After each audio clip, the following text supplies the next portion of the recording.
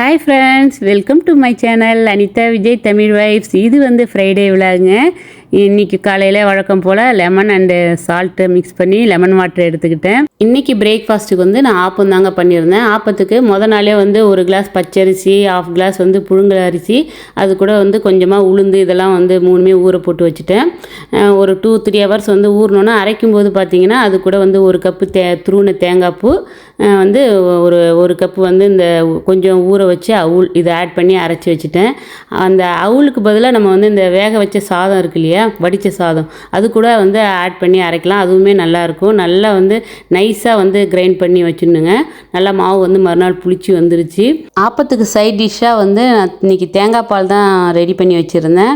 இந்த மாதிரி இந்த ஃப்ரைடே மாதிரியான ஹாலிடேஸில் தான் வந்து கொஞ்சம் நிறைய வேலை கொடுக்குற இந்த மாதிரி பிரேக்ஃபாஸ்ட்லாம் செஞ்சு கொடுப்பேன் என் ஹஸ்பண்டுக்கு. ஆக்சுவலாக இந்த மாவு வந்து இன்றைக்கி வந்து எவ்வளோ தேவையோ அந்த அளவுக்கு மட்டும் மாவு எடுத்து கொஞ்சமாக சால்ட் ஆட் பண்ணிவிட்டு அந்த ஆப்ப மாவு கன்சிஸ்டன்சிக்கு தண்ணியும் கலந்து வச்சுடுவேன்.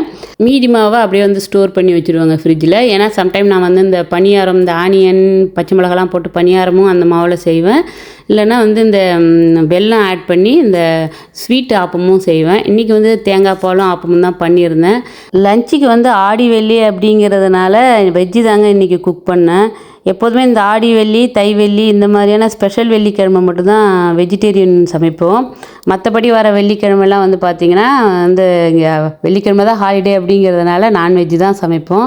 இன்றைக்கி சிம்பிளாக வந்து கீரை கடையிலும் வெண்டைக்காய் பொரியலும் தான் பண்ணியிருந்தேன்.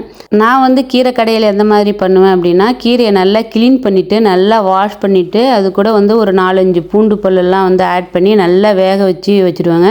கீரை நல்லா வெந்தோன்னா நல்லா ஆறட்டும், அப்புறம் தான் மிக்ஸி ஜாரில் போட்டு நம்ம வந்து கிரைண்ட் பண்ண முடியும்.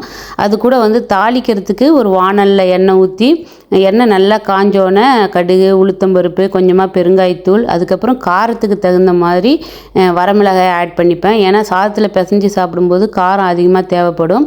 ஸோ கொஞ்சம் நிறையாவே வந்து வரமிளகாய் ஆட் பண்ணி அப்படியே ஃப்ரை பண்ணி வச்சுப்பேங்க. நெக்ஸ்ட்டு வெந்த கீரையை வந்து மிக்சியில் ஆட் பண்ணிவிட்டு ஒரு 2-3 பல்ஸ் மோடில் சுற்றினா போதுங்க.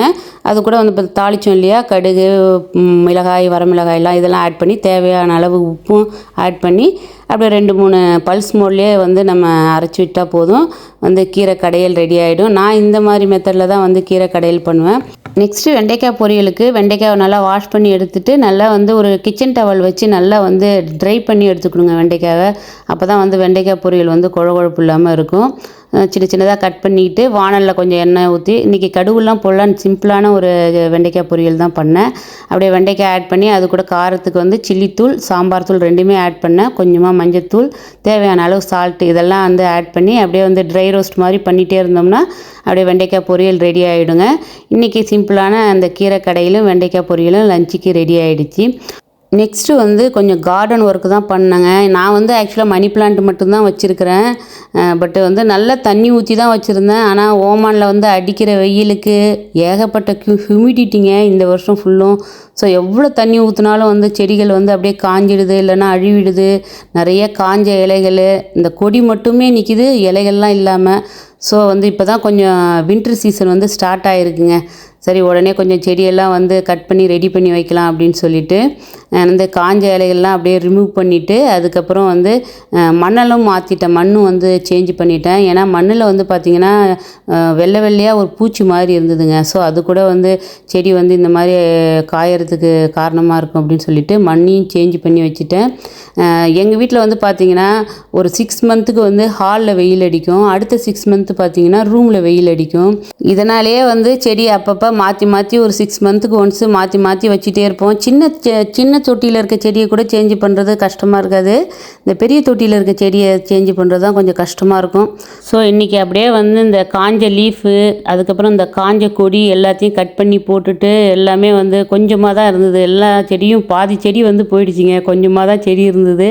சரி பரவாயில்ல, இது வந்து எப்போ வேணால் முளைஞ்சிக்கும் அப்படின்னு சொல்லிட்டு எல்லாத்தையும் ரிமூவ் பண்ணிவிட்டு கொஞ்சம் நல்லா ஃப்ரெஷ்ஷாக இருக்கிறத மட்டுமே வந்து அப்படியே தொட்டியில் வச்சுருக்கோங்க. கிட்டத்தட்ட வந்து 2-3 ஹவர்ஸாக வந்து இந்த ஒர்க்கு தான் போயிட்டு இருந்தது. அப்படியே வந்து இடமும் சேஞ்ச் பண்ணி வச்சுட்டேன். பெரிய செடியை பெரிய தொட்டியை கொண்டு வந்து அப்படியே ஹாலில் வச்சுட்டோம். சரி பார்க்கலாம் எந்த மாதிரி வளருதுன்னு. இப்போ தான் கொஞ்சம் அப்படியே கிளைமேட் சேஞ்ச் ஆகிட்டு வருதுங்க, வின்டர் கிளைமேட் வந்துட்டு இருக்குது. ஸோ நல்லா வளரும் அப்படின்னு நினைக்கிறேன். அப்படியே லஞ்சுக்கு அப்புறம் அப்படியே கொஞ்சம் நேரம் ரெஸ்ட் எடுத்துகிட்டு அதுக்கப்புறம் ஈவினிங் ஒரு 6 மணி 7 மணி இருக்குங்க, அப்படியே கிளம்பி கோயிலுக்கு கிளம்பிட்டோம். இன்றைக்கி ஆடி வெள்ளி இல்லையா, இப்போலாம் வந்து வெள்ளிக்கிழமை தான் வந்து கோயிலுக்கு கிளம்பிடுறதுங்க.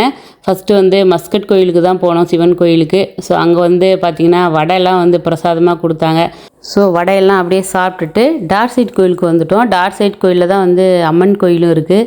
ஸோ அங்கேயும் வந்து சாமி கும்பிட்டுட்டு இங்கே வந்து பார்த்திங்கன்னா பிரசாதமாக அந்த நிலக்கடலையில் ஒரு ஸ்வீட் செய்வாங்க, அது கொடுத்தாங்க. அதுக்கப்புறம் வந்து புளி சாதம், சுண்டல் இதெல்லாம் கொடுத்தாங்க. இன்றைக்கி கோயிலில் வந்து ஃப்ரெண்டு ஒருத்தவங்களை மீட் பண்ணாங்க. சரி வாங்க அப்படியே பேசிகிட்டே சாப்பிட்லாம் அப்படின்னு சொல்லிட்டு டின்னருக்கு வந்து இன்வைட் பண்ணாங்க. ஸோ வந்து நாங்கள் டின்னருக்கு எந்த ரெஸ்டாரண்ட்டுக்கு போனோம் அப்படின்னா, இந்த ஸ்டார் சினிமாவுக்கு பேக்கில் சுந்தர்ஸ் அப்படின்னு சொல்லிட்டு ஒரு வெஜ் ரெஸ்டாரண்ட் தாங்க இருக்குது, அங்கே தான் போனோம்.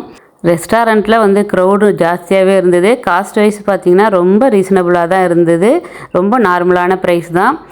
நாங்கள் வந்து என்ன ஆர்டர் பண்ணியிருந்தோம் அப்படின்னா, வந்து கருவேப்பிலை சூப் வந்து ஃபஸ்ட்டு ஆர்டர் பண்ணியிருந்தோம். கருவேப்பிலை சூப் வந்து பார்த்திங்கன்னா இந்த கார்ன் ஸ்டார்ச்லாம் ஆட் பண்ணாமல் கிளியர் சூப்பாக கொடுத்தாங்க, அதுவும் நல்ல டேஸ்ட்டாக இருந்தது.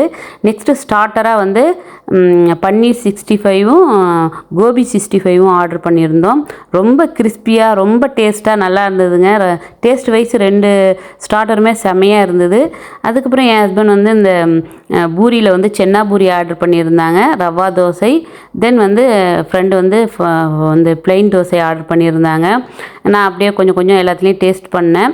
எனக்கு வந்து டேஸ்ட் வைஸ் வந்து பார்த்திங்கன்னா இந்த சாம்பார் சட்னி இதெல்லாம் வந்து ஒரு டிஃப்ரெண்ட் டேஸ்ட்டாக இருந்தது. மற்றபடி மெயின் டிஷ் நல்லா இருந்தது. ஃபைனலாக வந்து டீ குடித்தோம். டீ வந்து நல்லா சூடாகவே செம்ம டேஸ்ட்டாக இருந்ததுங்க. ஓகே ஃப்ரெண்ட்ஸ், இந்த ஃப்ரைடே எங்களுக்கு இந்த மாதிரி தான் கம்ப்ளீட் ஆகிடுச்சு. நெக்ஸ்ட் வீடியோவில் மீட் பண்ணுவோம். Okay bye friends, thanks for வாட்சிங்.